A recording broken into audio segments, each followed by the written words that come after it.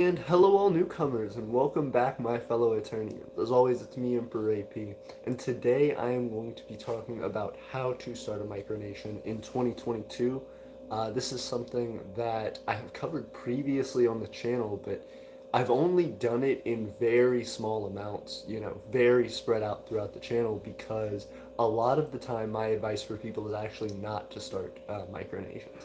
It's something that is very difficult. It's something that, if you're trying to take it seriously, has a lot of work that goes into it and a lot of dedication. But for those of you who are really wanting to know the secrets of that, I have kind of, over the last 5 years of doing this, put together some knowledge in my mind of what I think works better, what I think kind of has some lackluster elements to it that a lot of micronations rush into because it seems like the most logical reason and ways to do it, and they end up falling flat. They end up losing out in their first couple years. They end up not being able to get enough traction that they need to survive. So I want to talk about that. I want to kind of educate you guys and see what your thoughts are, either as other micronationalists who have already started their own countries, or people just thinking about it. In 2022, how would I start a country?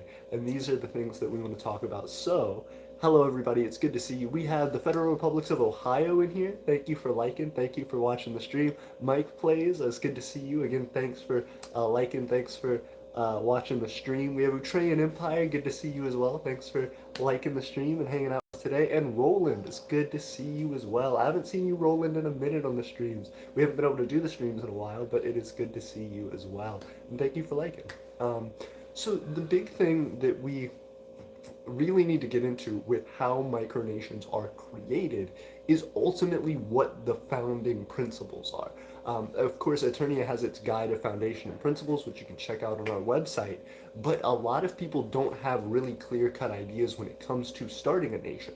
The biggest flaw that I see in micronationalism, and the top piece of advice that I can advise against to absolutely avoid at all costs, is to create a micronation and then try to figure out everything afterward.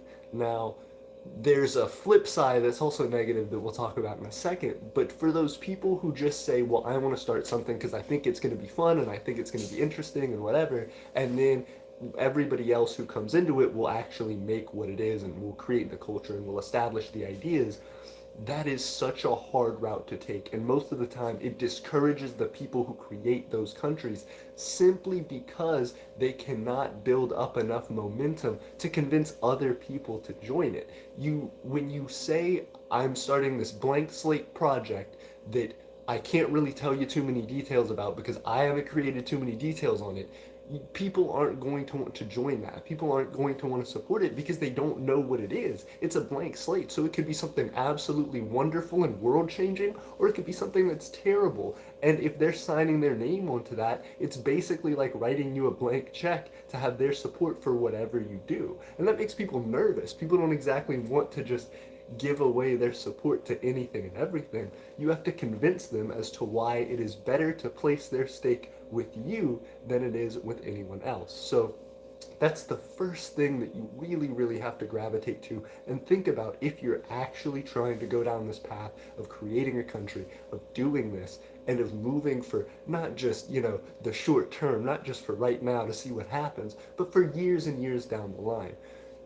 The mindset that I like to have and that I like to tell other people is, if you're trying to create a country, if you're talking about micronationalism, you have to think about that you as a person are trying to found a government, an entity, a society that is meant to take care of other people. And so just like if you were trying to, buy a house and raise a family or do something like that, you have to think about what it is that you're going to need to take care of those people and their needs. Even if you're starting a small business, you have to think about how you're going to make money. You have to think about how you're going to pay employees. You have to think about, is this something that's feasible for me to do in the way that I'm planning to do it? Because nobody's going to just give you a free blank check to go and start and do whatever you want. You have to have those groundworks in place. You have to have the core ideas and tenets that you believe in laid out on paper. That way, when you explain it to people, they know what they're getting into and they can put their support behind it with confidence. That also allows them to explain to other people what it is that you're doing, and it makes them a whole lot more comfortable. Because once they get in their mind, oh, I get it, I understand, then they can pass that on to other people. But if you ever try to convince somebody of what you're doing or try and explain to them what you're doing, and they go, oh, I don't really get it, then they're not going to feel comfortable explaining that to other people. So it makes them more insecure about it, and it makes them more nervous about that. So you want to avoid that at all costs, and you want to make sure you have things well planned. Now, I have seen the other end of the spectrum, as I said a moment ago, where there are people who put so much time and effort into their idea of what their micronation should be because they're really into the idea of creating a country. But again, they don't have maybe necessarily a really root purpose for it. So they will do these things where they'll create all these laws and all these taxes and all these regulations and, plan out the map of their cities and design, how different individual local legislatures will work and how every single part of their zoning and ordinances for land that they'll claim is going to work. And yet they don't have that land yet. And they don't have those businesses. They don't have that economy to tax. They don't have the people to start creating these regulations around. And so they're putting the cart before the horse to an extreme definition, to where when people join up, they say, oh, okay, so what is this? And you start giving them a 20-page thing to read, and you start telling them about all these different things, and it's not even 20 pages. 20 pages is mild. For some of these people, it's hundreds and hundreds of pages of documentation and different documents that you have to read and sort through before you can become a citizen, before you can start to engage with this country at all, and that makes people nervous just as well. If somebody's nervous about not having enough information on what you're doing, they're certainly going to be overwhelmed by a plethora of information. So instead of going that route, instead of pushing so hard that you're going to make people confused as to what you're doing, you should find an appropriate middle ground. Especially because that overexertion, that overextension can also be bad because you don't have the resources to back it up. So for example, you can get yourself into a logical rabbit hole where somebody will go, okay, so what's your nation about? And you'll give this long list of, the taxes and the government legislation and infrastructure and all these different things and how it's supposed to be this perfect utopia. And then that person will say, okay, so where are all the thousands of people who've joined? I'm ready to see your citizenry. I'm ready to, go and experience the land. If you have all these tax codes, I'm ready to understand how my small business can benefit from that or whatever it is that they have to go. I'm ready to move my family in. And you don't have any of that. That's alarming. It's something where you have these grand ideas, but you don't have any practical way to put it forward. And so that's a problem as well.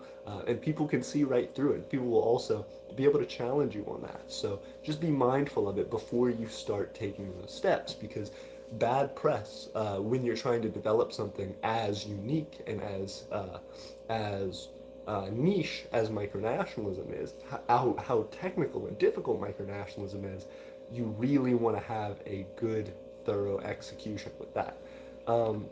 Again, it's good to see everybody. NASA, it's good to see you. Thank you very much for liking and supporting the stream. Francisco says, dear Christ, finally a new stream. It's good to see you, Francisco, over in Europe. Francisco says, AP, what are your opinion on theocratic micronations? That is a great question, and I can actually cover that going into the continuation for the rest of just explaining my thoughts on why and how to start a micronation in 2022. Theocratic micronations, that goes into the larger topic of the type of micronation that you're wanting to start and the purpose that you have in creating a country. Of course, we just said you want to have some kind of thought and idea about where you want this to go so other people can get attached and feel supported by the idea that you have and be able to add to that idea. If it feels like a full, complete idea, they're like, well, I don't really see my place in this. It's just done. Why isn't it successful if you have all these ideas? And vice versa, if there's not enough, people feel like there's not anything to build with. So going into that, let's say you found your perfect middle ground, which may start off with some idea of the government structure or some idea of the founding principle. So a lot of the time that is in the style of micronation that you create. And when I talk about style, I generally mean government structure, just the way that you are organizing and collecting your resources and the way that those are distributed. That can be anything from a democracy, like you see with the United States, Great Britain, a lot of European and Asian countries. As well, you can have something that is, it would just most countries around the world now are democratic. You can also see something that's like a monarchy, you know. A lot of monarchies favor something called constitutional monarchy. So it's basically this idea where you have democratic principles, like certain rights, certain laws and abilities that are run and governed by the people through elected representatives, and then the monarch over it all that kind of makes executive decisions, very similar to a president in a democracy or a prime minister in a democracy. Going additionally to that, you have some things that are more technical. They're not democracies, they're not monarchies, they are things like theocracies. They are a unique spectrum in and of themselves to be characterized. Theocracies can be difficult because I would say almost that things that roam outside of the spectrum from democracy to monarchy, where you have democracy being this full 100% by the people, for the people kind of idea, where everything is voted on, everything is in the strictest, purest form of democracy. Everything's voted on, everything's decided by the people, and nothing it goes without having the people's approval. And then you have on the far side a an absolute monarchy, which is what Aeternia is, which is the governing leader, whoever that is, the single ruler makes all the decisions and determines everything that's going to happen. So in the middle of that, you can have these things that are not really either and kind of fit into a strange space. So you have something like these theocracies, where theocracies will be defined around a religion. They will be based around some outside tenets that existed before the micronation existed. So you will have something like a micronation that says we are a Christian micronation. So before anything else, before our government structure, before our economy, we are focused primarily on the support of Christianity or of Islam or of Buddhism or Hinduism, whatever it is that is the religion that is practiced. There are Wiccan micronations, there are things for all different types of people, but specifically basing it off of a religion is a difficult task to do because it still ultimately makes you try to figure out whether you are doing something democratically or authoritarian. Democratically or in an authoritarian style.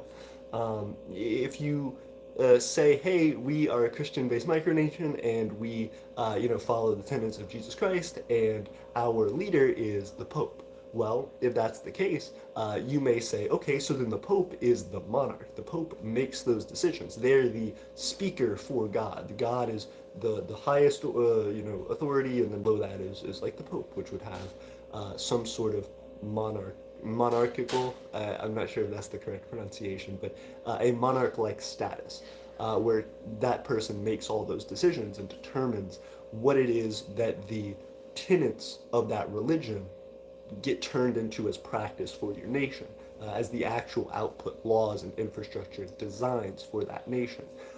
Theocracies are usually interpretations of religious texts to justify modern day applications. So things like, the development of governments, the regulation of industries, the rights and liberties of people within a country.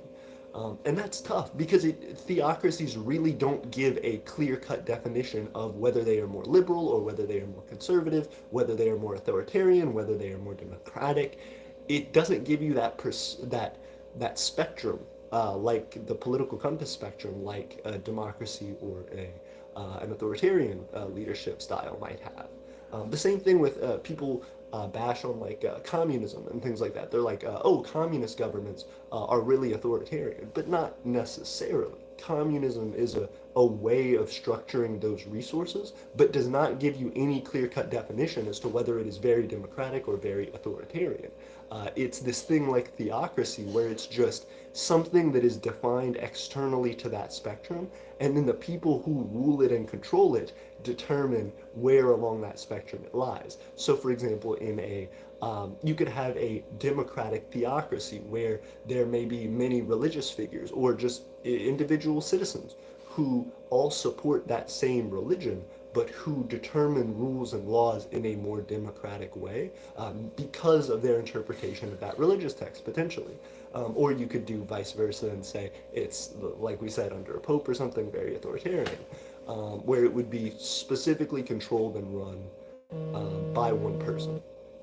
If you all will give me just 1 second, I'm actually getting a call. I'm sorry to end the live stream, but I am getting a call. I'll have to call you back, and I will see you all. I'll call you back. I'll start another live stream. Excuse me, everybody. This will be a part two. We'll come out with a part two. Give me just 1 second, everybody.